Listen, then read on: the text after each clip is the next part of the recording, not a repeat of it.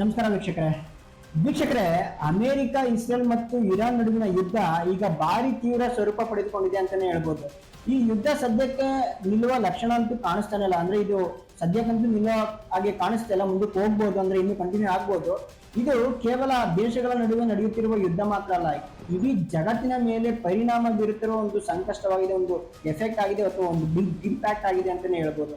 ಇವತ್ತಿನ ಪ್ರಮುಖ ಬೆಳವಣಿಗೆಗಳನ್ನ ಗಮನಿಸಿದರೆ ಪರಿಸ್ಥಿತಿ ಇನ್ನಷ್ಟು ಗಂಭೀರವಾಗಿದೆ, ಅಂದ್ರೆ ಇನ್ನಷ್ಟು ತುಂಬಾ ಕ್ರೂಷಿಯಲ್ ಆಗಿದೆ ಅಂತಾನೆ ಹೇಳ್ಬೋದು. ಮುಖ್ಯವಾಗಿ ಡೊನಾಲ್ಡ್ ಟ್ರಂಪ್ ಅವರಿಗೆ ದೊಡ್ಡ ಇಕ್ಕಟ್ಟಿನ ಪರಿಸ್ಥಿತಿ ಎದುರಾಗಿದೆ. ಇರಾನ್ ದಾಳಿಗೆ ಅಮೆರಿಕ ಕಂಗಾಲಾಗಿರುವಂತೆ ಕಾಣಿಸಿದೆ ವೀಕ್ಷಕರೇ. ಇರಾನ್ ತನ್ನ ಶಕ್ತಿಯನ್ನು ಅಥವಾ ತನ್ನ ಪವರ್ ಅನ್ನ ಈಗ ಕಂಪ್ಲೀಟ್ ಆಗಿ ತೋರಿಸ್ತಿದೆ. ಅವರ ಯುದ್ಧ ತಂತ್ರಗಳು ವಿಶ್ವದ ಗಮನ ಸೆಳೆದಿವೆ ಅಂತಾನೆ ಹೇಳ್ಬೋದು.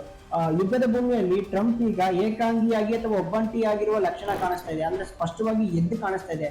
ಅವರ ಮಿತ್ರ ರಾಷ್ಟ್ರಗಳು ಸಹಾಯಕ್ಕೆ ಮುಂದೆ ಬರ್ತಿಲ್ಲ. ಅಂದ್ರೆ ನಿಮ್ ಯುದ್ಧ, ನಿಮ್ ಸಮಸ್ಯೆ ನಾವ್ಯಾಕೆ ಬರ್ಬೇಕು ಗುರು, ನೀವೇನಾದ್ರೂ ಮಾಡ್ಕೊಂಡು ಸಾಯಿರಿ ಎನ್ನುವ ಒಂದು ಸಂದೇಶ ಅನೇಕ ರಾಷ್ಟ್ರಗಳು ನೇರವಾಗಿ ಹೇಳುತ್ತಿವೆ. ಇದರಿಂದ ಅಮೆರಿಕದ ಮೇಲೆ ಇನ್ನಷ್ಟು ಒತ್ತಡ ಹೆಚ್ಚಾಗಿದೆ ಅಂತಾನೆ ಹೇಳ್ಬೋದು. ಇನ್ನೊಂದು ಕಡೆ ಇರಾನ್ ನಿರಂತರವಾಗಿ ಕ್ಷಿಪಣಿ ಮತ್ತು ಡ್ರೋನ್ಗಳನ್ನ ಕಂಪ್ಲೀಟ್ ಆಗಿ ಅದನ್ನ ಬಳಸ್ಕೊಂಡು ದಾಳಿ ಮುಂದುವರಿಸ್ತಿದೆ. ಅತ್ಯಾಧುನಿಕ ತಂತ್ರಜ್ಞಾನದಿಂದ ಅವರು ದಾಳಿ ಮಾಡೋಕ್ಕೆ ಶುರು ಮಾಡಿದ್ದಾರೆ. ಇರಾನ್ ಬಳಕೆ ಮಾಡುತ್ತಿರುವ ಡ್ರೋನ್ಗಳು ತುಂಬಾ ಏನು ಕಾಸ್ಟ್ಲಿ ಇದಲ್ಲ ಅಥವಾ ತುಂಬಾ ಏನು ದುಬಾರಿ ಅಲ್ಲ, ಆದ್ರೆ ಅದ್ರ ಪರಿಣಾಮ ಏನ್ ಮಾಡ್ತಿದೆ ಅದು ದುಬಾರಿ ಅಂತಾನೆ ಹೇಳ್ಬೋದು. ಅಂದ್ರೆ ಅದು ತುಂಬಾ ಎಫೆಕ್ಟಿವ್ ಆಗಿ ಕೊಡ್ತಿದೆ ಅಂತಾನೆ ಹೇಳ್ಬೋದು. ಅದನ್ನ ತಡೆಯೋಕೆ ಅಮೆರಿಕ ಹೆಚ್ಚು ದುಡ್ಡನ್ನ ಖರ್ಚು ಮಾಡೋಕೆ ಶುರು ಮಾಡಿದೆ. ಅಂದ್ರೆ ₹1 ದಾಳಿಯನ್ನ ಖರ್ಚು ಮಾಡೋಕೆ, ಅಂದ್ರೆ ₹1 ದಾಳಿಯನ್ನ ತಡೆಯೋಕೆ ₹200 ಖರ್ಚು ಮಾಡೋ ಪರಿಸ್ಥಿತಿ ಬಂದ್ರೆ, ಅಂದ್ರೆ ₹1ಗೋಸ್ಕರ ₹200 ಕಳ್ಕೊಳ್ಳೋ ಪರಿಸ್ಥಿತಿ ಬಂದಿದೆ. ಇದು ಅಮೆರಿಕ ಮತ್ತು ಇಸ್ರೇಲ್ಗೆ ಒಂದು ದೊಡ್ಡ ಸವಾಲಾಗಿ ನಿಂತಿದೆ. ಇದಲ್ಲದೆ ಇರಾನ್ ಸೆಜಿಲ್ ಎಂಬ ಅತ್ಯಾಧುನಿಕ ಕ್ಷಿಪಣಿಯನ್ನು ಬಳಕೆ ಮಾಡೋಕೆ ಶುರು ಮಾಡಿದೆ. ಈ ಕ್ಷಿಪಣಿ ಅಂದ್ರೆ ರೇಡಾರ್ಗೆ ಸಿಕ್ಕದ ಗುರಿಯನ್ನು ಡೈರೆಕ್ಟ್ ಆಗಿ ತಲುಪುವ ಒಂದು ಸಾಮರ್ಥ್ಯ ಹೊಂದಿದೆ. ಸುಮಾರು 2000 ಕಿಲೋಮೀಟರ್ ದೂರವನ್ನು ಅನ್ನೋ ಸ್ಪೀಡ್ ಅಲ್ಲಿ, ಅಂದ್ರೆ ಆ ಕ್ಷಣಾರ್ಧದಲ್ಲಿ ಹೋಗುವ ಒಂದು ಅಥವಾ ಕ್ರಮಿಸುವ ಒಂದು ಸಾಮರ್ಥ್ಯ ಹೊಂದಿದೆ ಅಂತಾನೆ ಹೇಳ್ಬೋದು.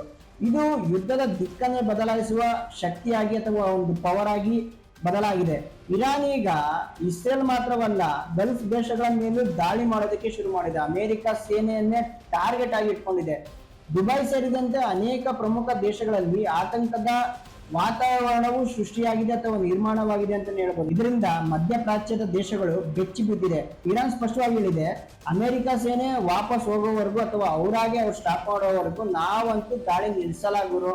ಟ್ರಂಪೇ ಆಗ್ಲಿ ಅಥವಾ ಯಾವನೇ ಬಂದ್ರು ನಾವು ನಿಲ್ಸೋ ಮಾತೇ ಇಲ್ಲ, ನಾವು ಕಂಟಿನ್ಯೂ ಮಾಡೋದೇ, ನಾವು ಕಂಪ್ಲೀಟ್ ಆಗಿ ದಾಳಿ ಮಾಡ್ತಾನೆ ಇರ್ತೀವಿ. ಅದು ಯಾವನೇ ಬಂದ್ರು ನಾವು ಫೇಸ್ ಮಾಡಕ್ ಸೈ ಅಥವಾ ರೆಡಿ ಅನ್ನೋ ಒಂದು ಸ್ಟೇಟ್ಮೆಂಟ್ ನ ಕೊಟ್ಟಿದೆ. ಇದರ ನಡುವೆ ಅಮೆರಿಕ ಏನ್ ಮಾಡ್ಬೇಕು ಅಂತ ಒಂದು ಗೊಂದಲದಲ್ಲಿ ಸಿಗಾಕೊಂಡಿದೆ ಅಂತಾನೆ ಹೇಳ್ಬೋದು. ಇದೀಗ ಟ್ರಂಪ್ ಫೇಸ್ ಮಾಡ್ತಿರೋ ಒಂದು ದೊಡ್ಡ ಸಮಸ್ಯೆ ಏನು ಅಂತಂದ್ರೆ, ಇರಾನ್ ಶಕ್ತಿ ಮತ್ತು ತಂತ್ರಗಳನ್ನ ಅವರೊಂದು ಊಹೆ ಅಥವಾ ಒಂದು ಅಂದಾಜು ಅಥವಾ ಒಂದು ಪ್ರೆಡಿಕ್ಟ್ ಮಾಡ್ಕೊಳಕ್ ಆಗ್ತಾ ಇಲ್ಲ. ಅಂದ್ರೆ ಆತರ ಒಂದು ಸಮಸ್ಯೆ ಉಂಟು ಮಾಡಿದೆ ಇರಾನ್ ಈಗ. ಮತ್ತೊಂದು ಕಡೆ ಒಂದು ದೊಡ್ಡ ಶಾಕ್ ಏನಂತಂದ್ರೆ, ಇರಾನು ತನ್ನ ನೆರೆ ರಾಷ್ಟ್ರಗಳ ಮೇಲೆ ದಾಳಿ ಮಾಡಕ್ ಶುರು ಮಾಡಿದೆ. ಈ ತಂತ್ರ ಅಥವಾ ಈ ಪ್ಲಾನ್ ಏನಿದೆ ಇರಾನ್ದು, ಟ್ರಂಪ್ ಒಂಥರ ಅಸಾಧ್ಯವಾದ ಸವಾಲಾಗಿ ನಿಂತಿದೆ ಅಂತಾನೆ ಹೇಳ್ಬೋದು. ಇನ್ನೊಂದು ಕಡೆ ಪ್ರಮುಖ ವಿಷಯ ಏನಂತಂದ್ರೆ ಹರ್ಮುಜ್ ಜಲಸಂಧಿ.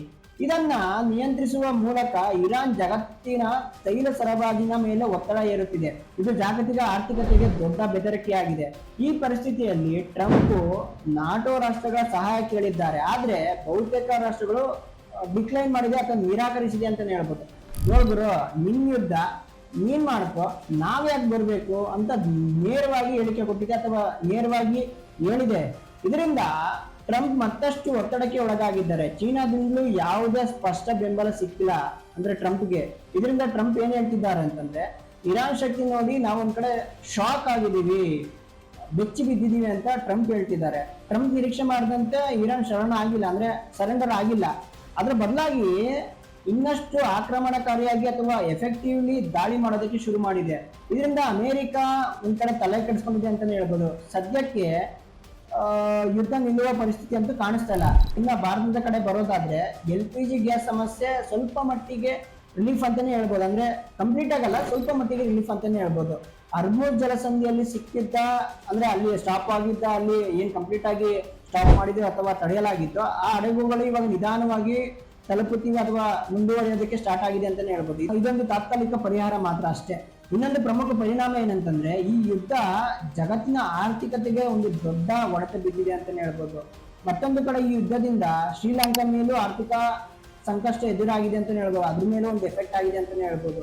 ಅಲ್ಲಿ ವಾರಕ್ಕೆ 4 ದಿನ ಕೆಲಸ ಮಾಡುವ ಪರಿಸ್ಥಿತಿ ಬಂದಿದೆ ನೋಡಿ. ಯಾವ ತರ ಸಿಚುವೇಶನ್ ಒಂದು ಬಂದಿದೆ ಅಂತಂದ್ರೆ ಈ ಯುದ್ಧದಿಂದ, ಅಂದ್ರೆ ಎಷ್ಟು ದೇಶಗಳಿಗೆ ಈ ಯುದ್ಧದಿಂದ ಎಫೆಕ್ಟ್ ಆಗ್ತಿದೆ ಅಂತ. ಇನ್ನು ಪೆಟ್ರೋಲ್ ಮೇಲೂ ಕೂಡ ಒಂದು ಕಠಿಣ ಅಥವಾ ಒಂದು ಸ್ಟ್ರಿಕ್ಟ್ ರೂಲ್ಸ್ ನ ಜಾರಿಗೆ ತರಲಾಗಿದೆ ಅಂತಾನೆ ಹೇಳ್ಬೋದು. ಯುದ್ಧ ಹೀಗೆ ಮುಂದುವರೆದ್ರೆ ಅನೇಕ ದೇಶಗಳು ಸಂಕಷ್ಟಕ್ಕೆ ಸಿಲುಕುವ ಸಾಧ್ಯತೆ ಇದೆ ವೀಕ್ಷಕರೇ.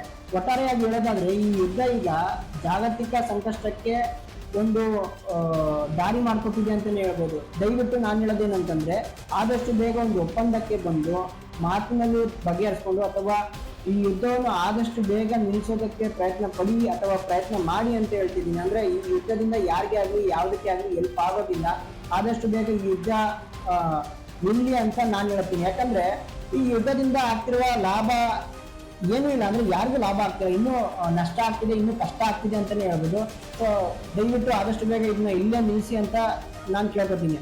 ಈ ವಿಡಿಯೋ ಏನಾದರೂ ನಿಮ್ಗೆ ಇಷ್ಟ ಆಗಿದೆ ದಯವಿಟ್ಟು ನನ್ನ ಚಾನಲ್ನ ಸಬ್ಸ್ಕ್ರೈಬ್ ಮಾಡಿ, ಇನ್ನಷ್ಟು ಮಾಹಿತಿಗಳೊಂದಿಗೆ ನಿಮ್ಮ ಮುಂದೆ ಸಿಗ್ತಾ ಇರ್ತೀನಿ. ಹಾಗೆ ಲೈಕ್ ಮಾಡಿ, ಶೇರ್ ಮಾಡಿ, ಕಮೆಂಟ್ ಮಾಡಿ ನಿಮ್ಗೆ ಏನು ಅನಿಸ್ತು ಅಂತ. ಮುಂದಿನ ವಿಡಿಯೋದಲ್ಲಿ ಸಿಗ್ತೀನಿ. ಅಲ್ಲಿವರೆಗೂ ಗುಡ್ ಬೈ.